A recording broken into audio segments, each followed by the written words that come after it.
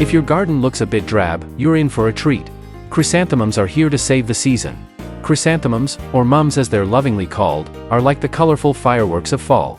Picture it, vibrant blooms in yellow, red, pink, purple, and more, brightening up the cooler days. Each flower head is a mini bouquet, packed with tiny florets that work together to create one big, fluffy bloom. The ray florets, those soft, colorful petals, reach out like rays of sunshine. And at the center, the disc florets form a little sun, sometimes yellow, green, or brown. These beauties sit atop slim stalks called pedicels, standing tall and proud.